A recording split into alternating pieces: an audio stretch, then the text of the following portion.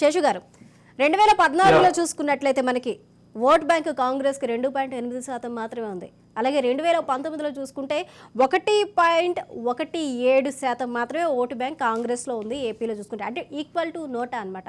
చివరికి నోటాకు పడిన ఓటింగ్ శాతం కూడా కాంగ్రెస్కి ఏపీలో 2019లో పడలేదు. అలాంటి కాంగ్రెస్ పార్టీకి పునర్వైభవాన్ని తీసుకొస్తాము, పునరుత్తేజాన్ని తీసుకొస్తాము అనటం ఎంతవరకు కరెక్ట్ అంటారు? ఉన్న ఈ కొద్ది సమయంలో, ఈ 3-4 నెలల సమయంలో ఎంతవరకు ఓట్ బ్యాంక్ పెంచుకునే అవకాశాలు ఉంటాయి? పాజిటివ్స్ ఏంటంటారు? అదే ఇప్పుడు వైఎస్ షర్మిల ఆమె పార్టీ వైఎస్ఆర్ తెలంగాణ పార్టీ కాంగ్రెస్ పార్టీలో విలీనమైనటువంటి సందర్భంలో తాను కాంగ్రెస్ లో చేరినటువంటి సందర్భంలో మన చర్చ ఏంటి అని అంటే గన్ వర్సెస్ బాణం అని పెట్టాము. అసలు సహజంగా ఇప్పుడు మార్చిలో ఆంధ్రప్రదేశ్ లో అటు శాసనసభకు ఇటు లోక్సభకు ఎన్నికలు జరుగుతాయి. అయితే ఇక్కడ మనం గమనించాల్సిన ఒక పొలిటికల్ స్ట్రాటజీ ఏంటి అని అంటే సహజంగా జగన్మోహన్ రెడ్డి పార్టీకి టీడీపీకి మధ్య వర్సెస్ పెట్టాలి మనం. కానీ అటెన్షన్ డైవర్ట్ అయింది చూసారా?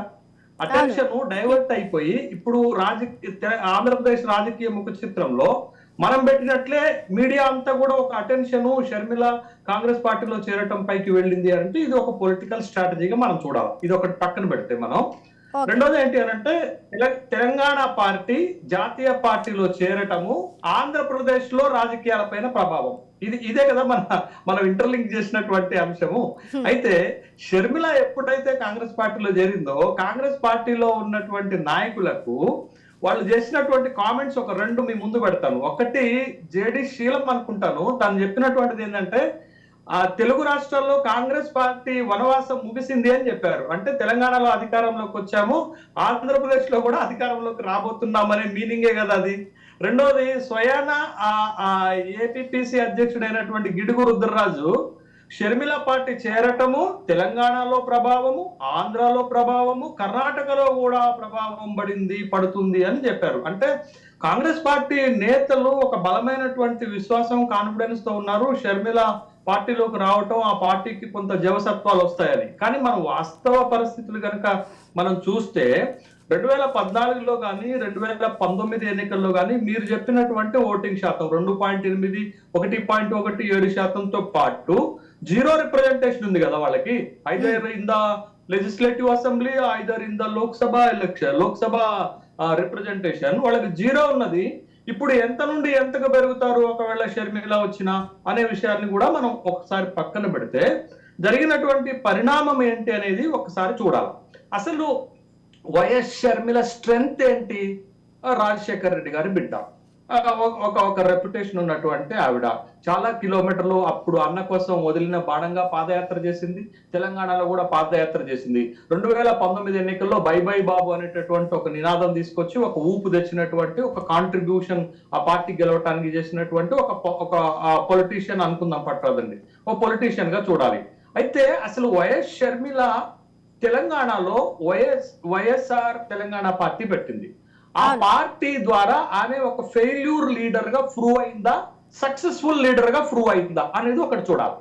ఒకవేళ ఆమె సక్సెస్ఫుల్ అయితే కాంగ్రెస్ కి యాడ్ అవుతుంది, ఆమె ఫెయిల్యూర్ లీడ్ అయితే కాంగ్రెస్ కి మైనస్ అవుతుంది. ఇప్పుడు నేను చెప్పేది ఏంటి అనంటే తెలంగాణలో వైఎస్ షర్మిల ఒక ఫెయిల్యూర్ లీడర్. ఎందుకు అనంటే పార్టీ పెట్టినప్పుడు ముఖ్యమంత్రి అవుతా అన్నది, తరువాత కాంగ్రెస్ తో పొత్తు అన్నది, తరువాత కాంగ్రెస్ లో విలీనం అన్నది. కానీ మీరు తెలంగాణ ఎన్నికలు కనుక చూస్తే ఒక్క నియోజకవర్గంలో కూడా ఆమెని బేషరతుగా మద్దతు ఇచ్చింది, ప్రచారానికి పిలవలే. ఖమ్మం లాంటి జిల్లాలో ఈ కుటుంబానికి బలం ఉంటుంది, అక్కడ కూడా ప్రచారానికి పిలవలే. ఈమెని ప్రచారానికి పిలవలేదు, బలం ఉన్నటువంటి చోట్ల కాంగ్రెస్ పార్టీ 1000 ఓట్ల మెజార్టీతో గెలిచింది. కానీ కాంగ్రెస్ ఎక్కడ కూడా ఎన్నికల్లో వైఎస్ షర్మిలను పట్టించుకోలే.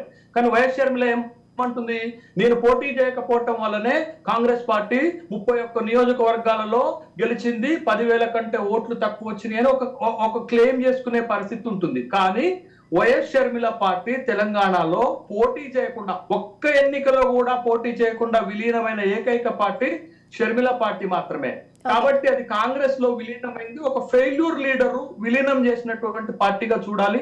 అది కాంగ్రెస్ పార్టీకి ఆంధ్రప్రదేశ్ లో యాడప్ అయ్యే అవకాశాలు చాలా తక్కువ. ఇది పాయింట్ 1.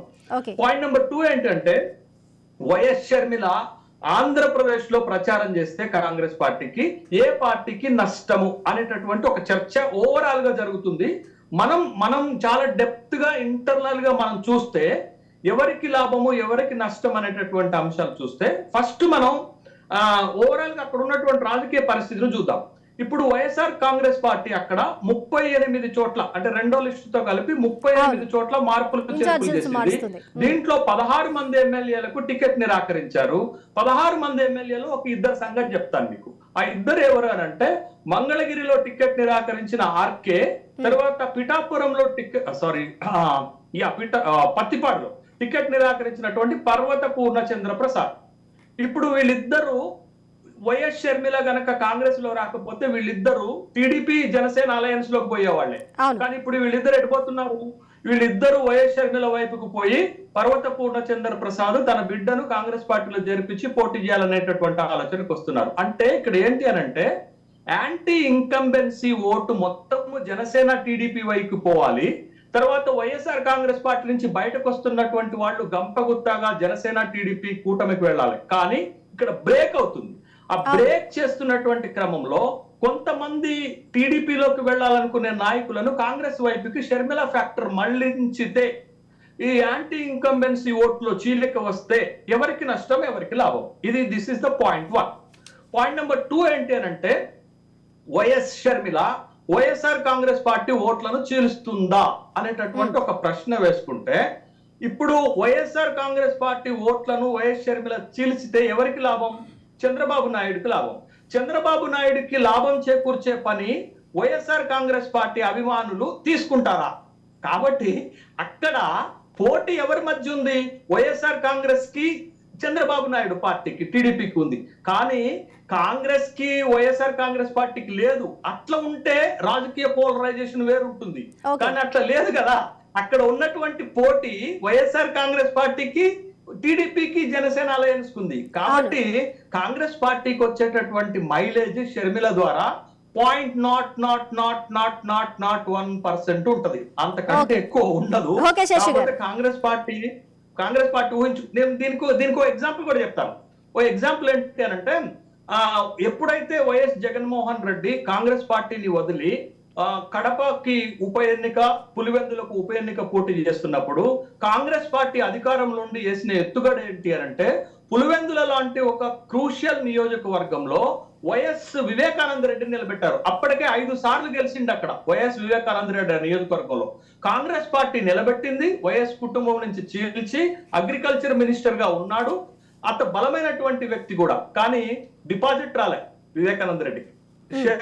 విజయమ్మ 80,000 ఓట్ల తేడాతోటి గెలిచింది. అంటే ఇక్కడ వైఎస్ అభిమానులు గాని వైఎస్ఆర్ కాంగ్రెస్ పార్టీ గాని జగన్మోహన్ రెడ్డి వెనకాల ఉండటానికి ఇష్టపడతారు తప్ప షర్మిల వెనకాల ఉండటానికి కాంగ్రెస్ పార్టీలోకి రావడానికి ఇష్టపడరు. ఎందుకనంటే కాంగ్రెస్ పార్టీ వైఎస్ కుటుంబాన్ని తీవ్రంగా ఇబ్బందులు పెట్టిందనే ఒక ముద్ర బలంగా ఉంది. శశి గారు ఒక్క నిమిషం షర్మిలకు ఆ స్థాయి లేదు.